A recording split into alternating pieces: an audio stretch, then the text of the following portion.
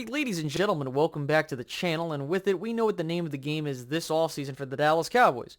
Loading the clip offensively. We know that we need more firepower, and it was evidently clear in that divisional round playoff game versus San Francisco. You really only had a handful of playmakers. CeeDee Lamb, Dalton Schultz, and Tony Pollard. That is not good enough. It's not. You know, we saw Michael Gallup struggle with the injury and coming back from that, and he just got another procedure, and they rushed him back. He really shouldn't have played this year, to be honest with you, but that's just me. Then you had Noah Brown overachieve, and realistically, if you took Noah Brown and put him on any other receiving core, given with how they are, he's probably a number 4 at best. And then you had Dennis Houston, Simi Fehoko, Jalen Tolbert. Like, you can't tell me that the Cowboys receiving core was good last season. You couldn't. They weren't. They overachieved for what they were. Now, with that being said, we definitely thank them for their contributions, but we need to improve at that position group.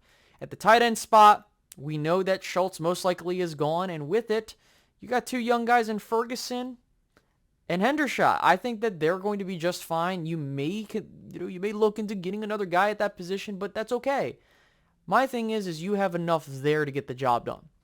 Finally, your running backs, you can go draft those. I'm not looking to do anything expensive there or trade, but with all that out of the way, what we're going to do is just talk about 5 viable trade options for the Dallas Cowboys that people have been talking about, and also ones that I would consider doing if I was given the opportunity to do so. So if that's something that you're going to enjoy, hit the like button.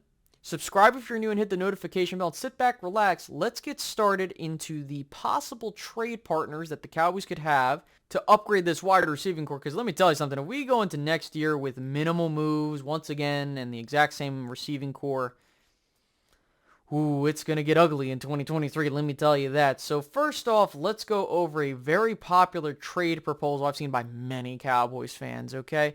DeAndre Hopkins to the Dallas Cowboys from Arizona. Now listen, I understand that there are plenty of people that love this idea. Hey, DeAndre Hopkins, a very popular name, one of the better receivers in the league when he's healthy, all this other stuff. A couple things to consider.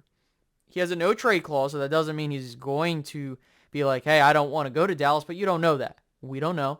But yeah, he could definitely waive that, especially considering the fact he would be going to a team that has a better quarterback, but that's up to him. The other thing we got to consider, he has a $30 million cap hit. Now, here's what I will say. The Cowboys can make room for that. They realistically have the ability to make room for him. They can open up about $60 million if they push all the right buttons and levers. I looked at the math. I think it's like $62 million. There are people putting that out on Twitter. And with that being said, would I do that? Well, if it's for 1 year, sure. Like, hey, you know what? I'm going all in. I don't give a shit what I have to do. Give me the best option possible. Yeah, you can go after him. I don't have a problem with that. The problem is, what do they want? Because you saw what the Cardinals traded for DeAndre Hopkins. It was like a 2nd and a 4th round pick. You could probably do the same here. He has a massive cap hit. The Cardinals could be looking to unload some money because, oh my goodness, it looks like a disaster what's going on with the Cardinals. And he just doesn't have a good relationship with Kyler Murray, which is important.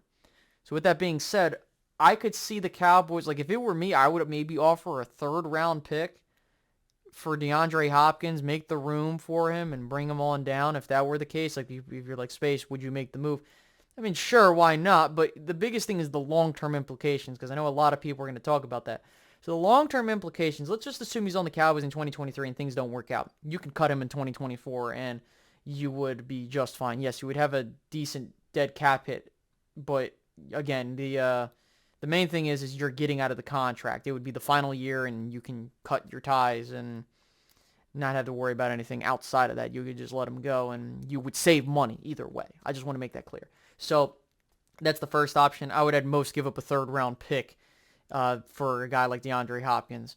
So with that being said, let's move over to the next option, and I actually like this guy, Jerry Jeudy, going to the Dallas Cowboys from the Denver Broncos. Now, for those that don't know, he was actually from the same draft class as CeeDee Lamb, and I actually liked Jerry Jeudy coming out of the draft, and I think he would fit well with the Cowboys, and it would be awesome to see these 2 young guys go out because he's going to be 24 next year, and on top of that, you getting 2 young guys as your top 2 wide receivers would be awesome. Like, me seeing Lamb and Jeudy going at it.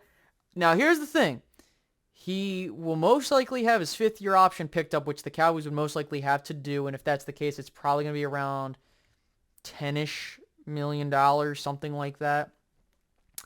I don't know the exact specifics on his contract because I think it depends on where you're picked up in the draft as well.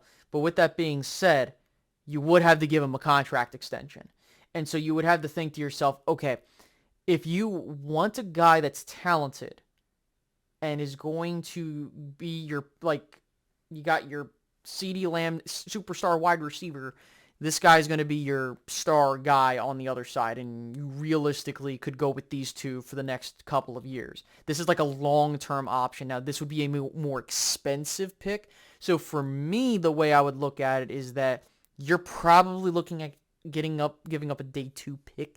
I've seen some people say you might have to give up a first. So for me, I'm not a fan of giving up first-round picks. The only way that I'm giving up a first-round pick is me having the understanding that I'm going to be giving this guy up, extending him for 4 to 5 years, and having him and Lamb go at it. So basically, I spent a first-round pick on Jerry Jeudy. And if you say you're okay with that, or second-round pick, if you're okay with that, sure. Now, Sean Payton is going to the Broncos, and they're going to need draft capital in return. So I wouldn't be shocked if I was like, you know what? I don't like anybody on the board that I see at 26. Let me trade this pick to Denver and let them go at it. But then again, we'll see how things go. But yeah, Jerry Jeudy, legitimate option. I would consider it on draft day, assuming no one talks to Denver. So that's a wait and see, but definitely a good, talented pickup. Next, the interesting trade proposal, because this almost actually happened in real life, but things fell through. The Dallas Cowboys acquire Brandon Cooks from the Houston Texans would be one hell of a headline to read. And why is that? Because this almost happened. Yeah, the biggest thing came down to the compensation and the cap hit, all that other stuff. So Brandon Cooks has a big cap hit. $26 million to say the least. I mean, that's a lot. But again, they can make room. The Cowboys can make room. Do not let them deceive you. They can make room. And on top of that, this dude would be the prime example of giving up a day 3 pick for a 1-year rental. And the Cowboys have done this before with Robert Quinn. This is a prime example of it. Hey, we want to load up on the defensive side of the ball. Let me go trade a 6th-round pick for a guy in Robert Quinn, and you got an 11.5 sack guy out of that. I think Brandon Cooks would be that. He has gotten 1,000 yards with each team he's been. He's been with 4 different teams, ladies and gentlemen. That is an unbelievable statistic, and that's why Brandon Cooks is one of the most underrated receivers in the league, is he produces wherever he goes. So here, I would look at it as a 1-year rental type of situation, and that's how I would look. Hey, I'll give you between a 4th and a 6th round pick to acquire Brandon Cooks, and I'll take the full salary cap hit. And guess what? You can keep him for 2023, and then you can cut him, and you wouldn't have to worry about a massive cap hit. Yes, there would be dead money for that year and that year alone, but you would save $8 million nonetheless by cutting him. And I think that that's really the big thing in 2024 is that this guy would most likely be here for 2023 for the all-in, and if things don't work out, you could just blow the whole team up in 2024 for all I give a damn. But all joking aside, I think that this would be a good move for the Cowboys. You get a guy that's going to step in and be your number 2. Gallup will be your 3, and Lamb will be your 1. I think that that's as simple as that, but that's kind of a move that you would make as a push-in. So that's what I would do for Brandon Cooks. Next, now this is a trade I would love to see come up on headlines and on Twitter. The Dallas Cowboys have traded for Hunter Renfrow from the Las Vegas Raiders. Now, I think Hunter Renfrow would be a perfect fit in what we're trying to do here in building a West Coast type of offense. I think that him in the slot, one of the deadliest types of guys in that role, and I think that that is exactly what the Cowboys need. You need Lamb to do his stuff on the outside, and you can move this guy to the outside and he'll do his thing there. He's 28 years old, or will be 28 the start of the 2023 season, and he has a $13 million cap hit for 2 seasons. I think he would be an awesome, hey, you know what? Let's bring him in. We can extend him, or we can just let him go after 2024. This would be a good 2-year keeper. And, if you want to move on, that's fine. But this is a guy that you can couple in with a draft pick. And, I think that the key thing is that he would be awesome to have, especially if certain things don't happen with Gallup. Like, you can keep this guy for 2 years. You can move on from Gallup in 2020, 2024, excuse me, and that would be the end of that.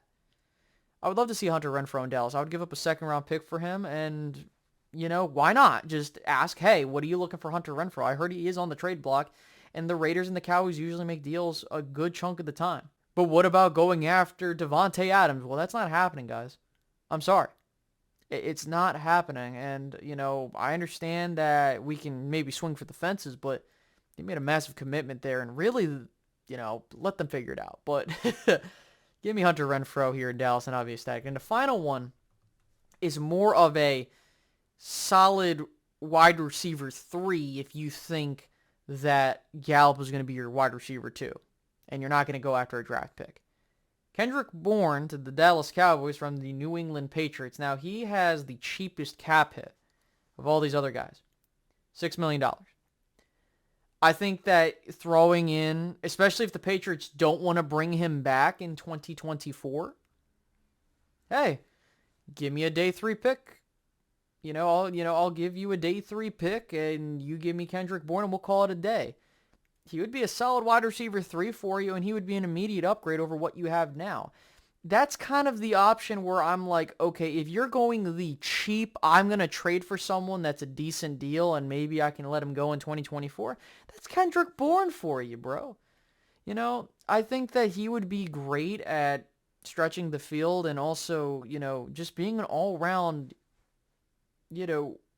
productive player. I mean, I don't know what else to say. I understand that he's not a top-level guy, but he would do well in a role of being a 2 or 3. Specifically more of a 3, I think, for the Cowboys, but that's a name to keep an eye on. I would give up a 5th to a 7th. Hey, let's throw in some picks in that nature, and let's call it a day there. But with that being said, guys, those are some moves I would make.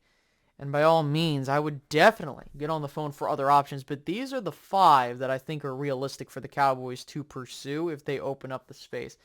So with that being said, what do you guys think? Would you go after some of these guys? Would you not? Who would you also target? Free agency is some options. Tell me down below. And with that being said, I'll catch you guys in the next one. Have a good one, guys. Goodbye.